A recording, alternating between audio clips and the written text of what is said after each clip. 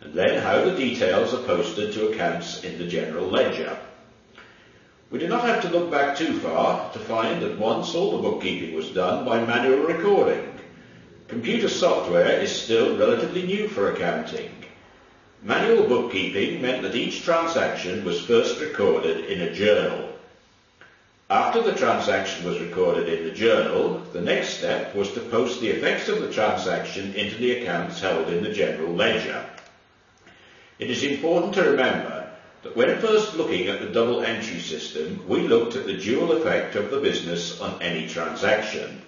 The procedure was to identify the two effects, determine which accounts were affected, and then to decide whether the entry for each account would be a debit or a credit. We call this analysing the transaction.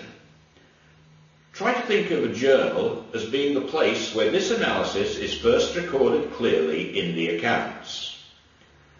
Before we can make an entry to a journal, we need information about transactions. So where does this information come from? All information that is entered into the journal comes from what are called source documents. In fact, no entry should be made to a journal without there is a source document that can be linked to that entry. So what do we mean by a source document? When we make a sale on credit, we send out an invoice to the customer. A copy of this invoice represents a source document. From this invoice, we can determine which two accounts are affected and the amounts to be placed as debits or credits to the accounts. When we receive an invoice from a supplier, then a similar entry can be made, identifying accounts, the amounts involved, and whether the entries are debits or credits. It is important to be able to recognise these source documents. Receipts from cash sales or cash purchases are source documents. Copies of cheques, or sometimes cheque stubs, are source documents to show payments made. Bank statements will be source documents where they provide details of bank charges or interest added to an account. When entries are made for showing depreciation, there should be a document that shows how this was done.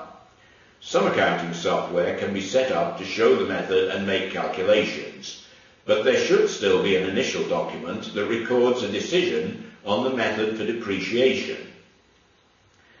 As you progress in your accounting career, you will come to appreciate the importance of this very first step in accounting, linking source documents to journal entries and keeping clear records so that you provide an audit trail. Times are changing, with more transactions being carried out online. It is important that you recognise that the source document might now be an email or an attachment to an email. In the past, the source documents were kept as hard copy. But if the source documents are being kept electronically, it is important to make sure that there are really good backup systems for security in the event of any loss of files. Our journal then will contain a list of the analysed transactions. Any place where the first entry is made to the accounts is called an original book of entry. The first book that you meet is the journal. So what is the format or the layout for a journal? All journals should have at least 5 columns. These 5 columns will hold essential information. The first column should show the date. This is the date the entry is made to the journal. Where the date on the source document is different from the date on which information is entered to the journal, then the date entry is the one that is the date of entry to the journal. So why is this? Well, it's because this means then that all entries to the journal are kept in chronological order.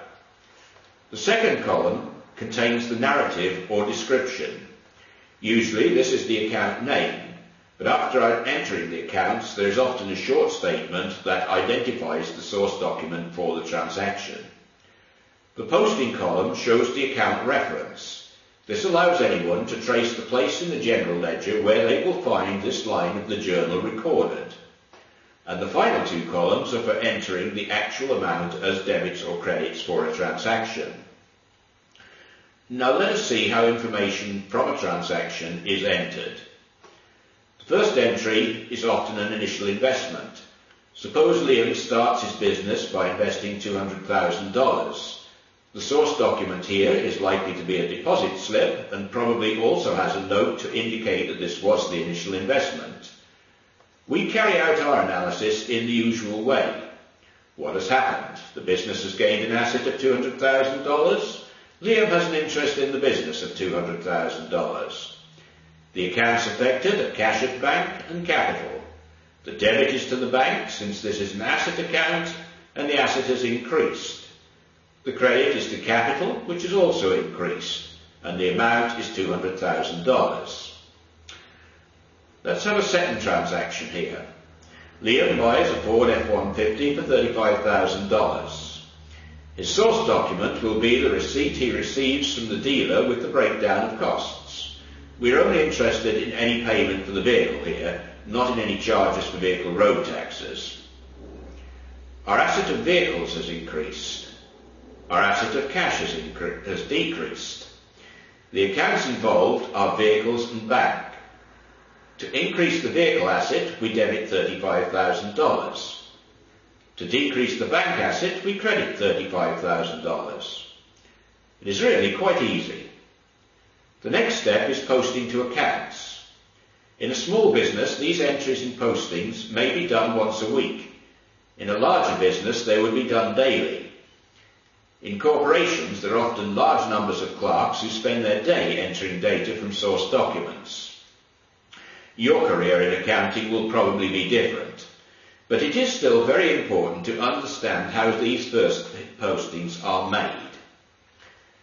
Just as the journal had a definite layout, so does the form for an account. Again, the first column will be for date and the second for a narrative or description. The remaining columns are for amounts. Note the use of an additional column here for keeping a running balance. Some businesses may only use two columns and determine the balance at the end of an accounting period. Accounting software is usually configured so that it will always provide a running balance. So let's go back to the journal and post our first transaction. This was the initial investment from Liam, which we recorded in our journal. We debit the bank account with $200,000. Note that we show date, a narrative, the amount in the debit column, and the running balance. You will often come across additional columns. Sometimes there is a separate column used to record a source document reference. There may also be a column to refer back to the page of the journal where the entry was made. Then an entry is made to the capital account, which will be a credit for $200,000. Now that we have made our entries to the accounts, we can return and complete the entry to the general journal showing where the entries were posted to. In our example, we have just shown the account number, but if the account consisted of a large number of pages, we might also want to include the page number here. Now we can post the second transaction. Remember, the journal entry shows the amount to post to vehicles and bank, which is a debit and which is a credit. So we debit vehicles with $35,000.